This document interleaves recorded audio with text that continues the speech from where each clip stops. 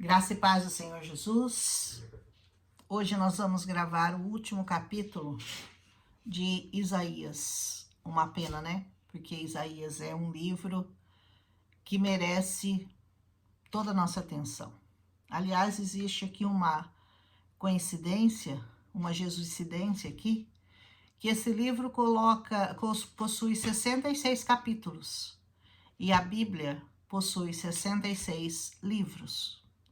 Então, nós poderíamos dizer que Isaías seria uma Bíblia dentro da Bíblia, né? E realmente, se você pensar em todas as profecias, né? Ele descreve desde a queda do homem, que ele começa lá no capítulo 1, falando de como estava o coração do homem, chagas podres, feridas não curadas. Ele começa falando dessa situação em que o homem se encontra mesmo, né? Até hoje. O homem que ainda não foi redimido pelo Senhor. E vai mostrando, através de todo o livro, né? Ele começa a narrar o plano infalível de Deus para levar o homem até a salvação. Não é interessante? Desde o primeiro capítulo, a salvação já começa a ser anunciada, passando pelo convite de nós subirmos até o Monte de Sião, no capítulo 2, depois o julgamento das nações, no capítulo 3, depois falando dos nomes que Jesus seria conhecido, falando da descendência de Davi, da derrota do diabo, enfim, tudo apontando para nós chegarmos até a Terra Prometida, até o Éden, aonde tudo começou. Então, Isaías, nós podemos dizer que é completo, começo, meio e fim. E esse último capítulo encerra com uma visão de novos céus e nova terra, como termina lá a visão de João que ele teve em Apocalipse. Então, passear pelas páginas de Isaías é, na verdade, mergulhar num mar profundo do desejo do coração do Pai, que é o de salvar, o de remir ao homem que está perdido. Amém? Ele fala sobre a condenação, ele fala sobre a morte eterna e ele alerta dos perigos da idolatria e de outros pecados que aqui são apontados. Então, esse capítulo já começa, eu vou falando por versículos do livro 66, porque cada um deles é muito importante. E esse capítulo merece uma reflexão muito profunda. Eu vou comentando os capítulos, os versículos desse capítulo, para que nós cheguemos a uma conclusão final sobre a leitura do livro do profeta Isaías. Então, esse capítulo começa descrevendo como em Gênesis, como que foi a obra da criação, de como ele fez os céus, a terra, e ele aponta para aqueles a quem ele busca, o pobre, o humilde de coração e aquele que é temente à sua palavra. O Senhor contraria, já no primeiro versículo, a ideia de que só o templo seria o lugar correto da adoração. E ele lhes diz que ele não habita em templos feitos por mãos de homens. Já apontando para nós o que hoje nós sabemos, que o Senhor habita por meio do Espírito Santo em todos aqueles que o aceitam, que o adoram em espírito e em verdade. Depois, ele vai citar as práticas de sacrifícios de animais feitas para ele, mas que acabavam sendo uma abominação aos seus olhos, porque na verdade cada um escolhia o seu próprio caminho, fazendo coisas que não o agradavam. Sabe, tipo aquele que vai à igreja, que aparentemente faz tudo certinho, que dizima, que honra, que vai, que obedece, que aparentemente tá fazendo as coisas de acordo com a vontade do Senhor, mas que quando sai dali, faz tudo errado. Não age segundo aquilo que ele mesmo ouve. O que é muito perigoso, né? Que a palavra de Deus fala, antes você não soubesse, e antes você não tivesse ouvido. Porque agora que você ouviu e sabe, não tem desculpa mais do seu pecado. Ou seja, você está enrolado, meu amigo. Meu irmão, meu amado. Você está enrolado. Então, se você está se escondendo atrás de uma igreja, eu acredito que a maioria não está, né? A maioria sabe o que está fazendo lá, sabe o que está buscando, sabe e conhece e teme ao Senhor. Novamente, aí o Senhor vai insistir no versículo 8. Vou ver aqui. Para que nós o obedeçamos, para que nós demos ouvido à sua voz, para que nós não fôssemos executados por causa da nossa insurreição, ou seja, por causa da nossa desobediência. Sião ou Jerusalém sempre foi considerada a cidade-mãe de Israel. Aqui, o retorno de Judá do exílio é descrito como Sião dando à luz, sem dor, mais uma vez invertendo uma punição da queda do homem. Não só nós sabemos que Jerusalém voltou a existir em um único dia, como a capital do povo de Israel após o regresso deles da Babilônia. Então, a pergunta é, nasceria uma nação em um único dia? E nós sabemos que isso aconteceu. Como também, recentemente, em 1948, novamente ela foi declarada como nação, visto que ela estava sob o domínio dos árabes. Aliás, o Brasil, olha que interessante, né? Para quem não sabe, foi quem deu o voto de Minerva, o voto do Oswaldo Aranha, para que Israel fosse novamente a capital, Jerusalém, retomasse as suas terras dominadas pelos árabes, voltasse a ser a terra de Israel e Jerusalém declarada como a sua capital. Num único dia, ela deixou de ser dos árabes e passou a ser dos judeus. Sempre me intrigou esse milagre e eu vejo que não foi a primeira vez que isso aconteceu. E é uma coisa linda que Isaías diz nesse capítulo: regozijai-vos vós com Jerusalém e sejais felizes com ela, todos vós que a amais. Regozijai-vos com ela por causa da alegria, todos vós que pranteastes por ela. Nunca se canse de orar pela paz em Jerusalém e, se possível, vá visitá-la.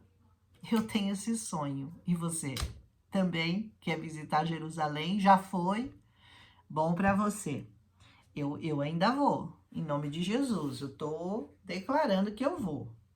Novamente, denominando-se como uma mãe, ele diz lá no versículo 11: para que vós possais mamar e ser satisfeitos pelos seios das vossas consolações.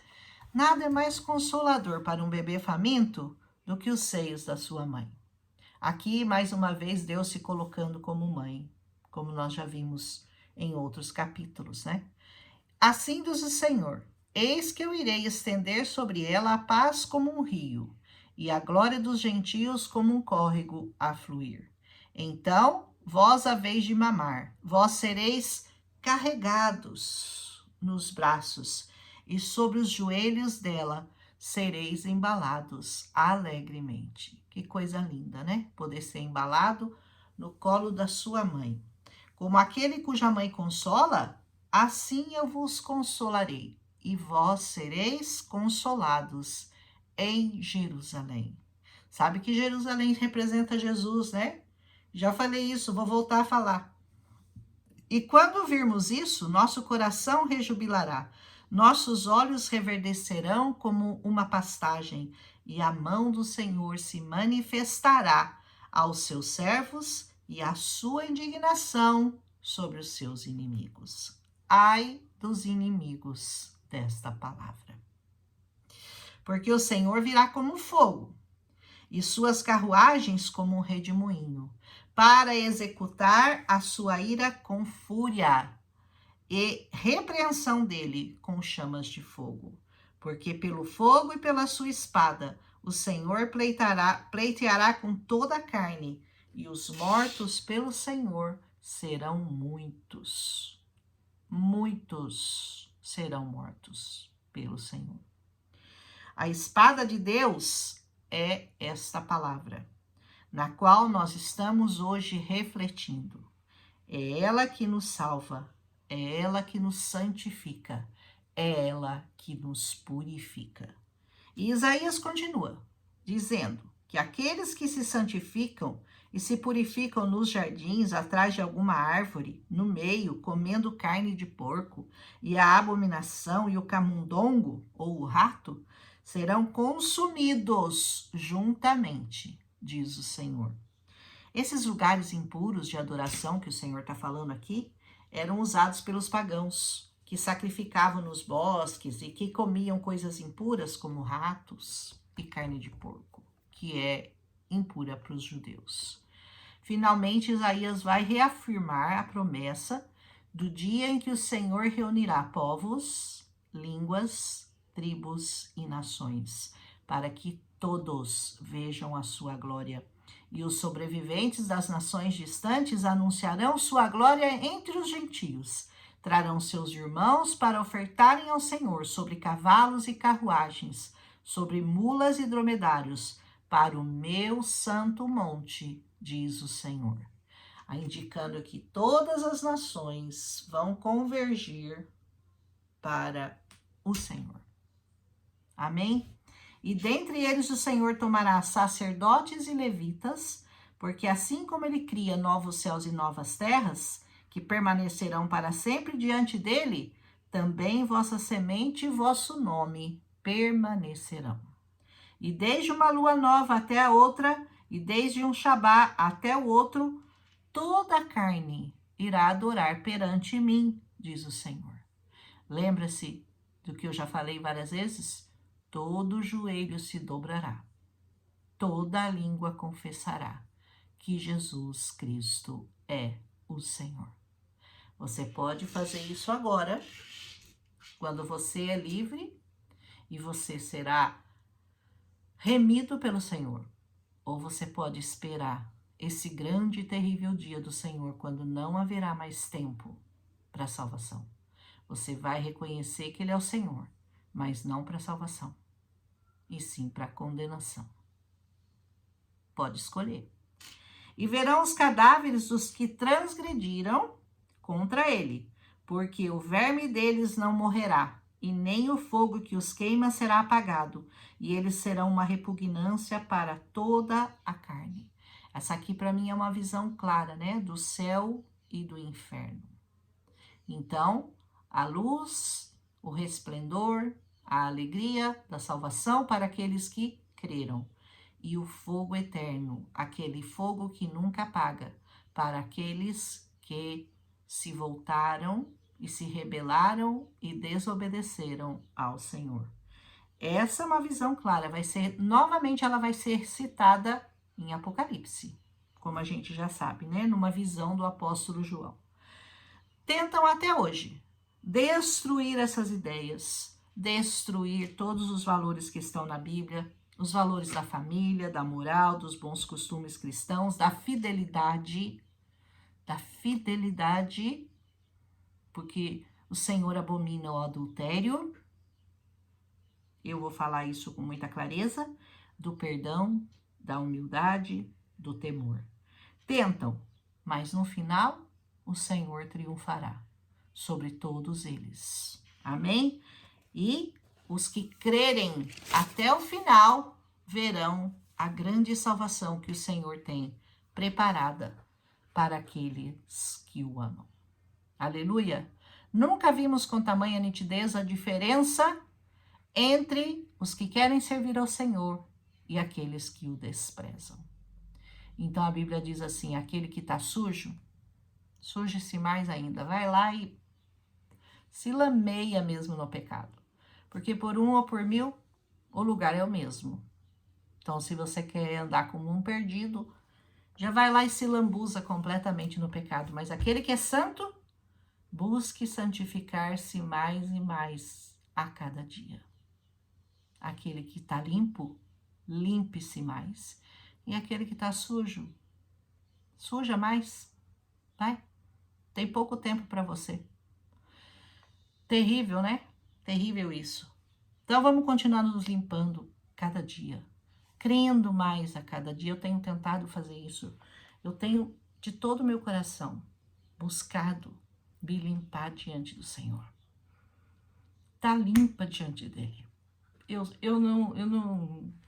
sei que eu tô longe de ser o que o Senhor gostaria que eu fosse, o que eu mesma gostaria que eu fosse.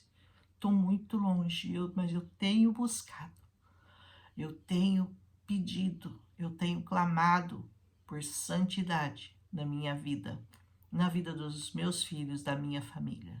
Eu tenho buscado o Senhor, tenho buscado firmar meus pés na casa do Senhor.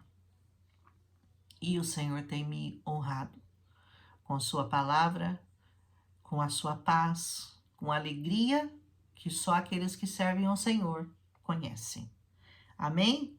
Então, Deus nos livre dos horrores da condenação eterna, que está preparada para todos aqueles que detestam, que desobedecem, que desonram, que agem com presunção e arrogância, esquecendo-se que eles são meros homens. Amém?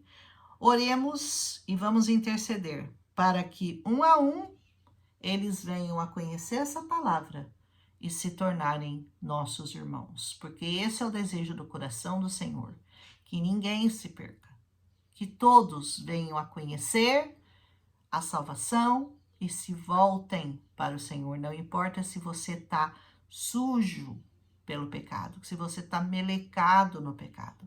Ainda que seus pecados sejam vermelhos como a escarlata, eles ficarão brancos como a neve. Basta que você se volte ao Senhor, que você o busque de todo o seu coração.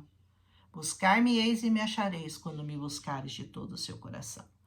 Então vamos orar e interceder para que, um a um, eles venham a ser irmãos em Cristo. Amém? Esse é o seu papel. Esse é o meu papel. Esse é o nosso papel. Jamais perca de vista a sua missão, que é a de proclamar a todos este evangelho de salvação e redenção eterna. Amém? Oremos então pelos que estão longe, vivendo longe do Senhor, dessa santidade, dessa palavra, enganados pelo inimigo das nossas almas. Porque essa vida é breve, é curta, é passageira. Mas os que confiam no Senhor viverão eternamente. Você crê nisso? Então, aleluia. Vamos prosseguir. Um beijo a todos. Foi muito bom gravar Isaías, 66 capítulos de Isaías. Eu aprendi muito, não sei vocês, mas eu aprendi muito gravando todos esses capítulos. E se eu tenho certeza, se eu gravar de novo, eu acho mais um monte de coisa para falar. Mas olha, eu já passei demais do meu tempo, porque o último capítulo, né? Então tem uma desculpa. Tá bom, gente? Um abraço.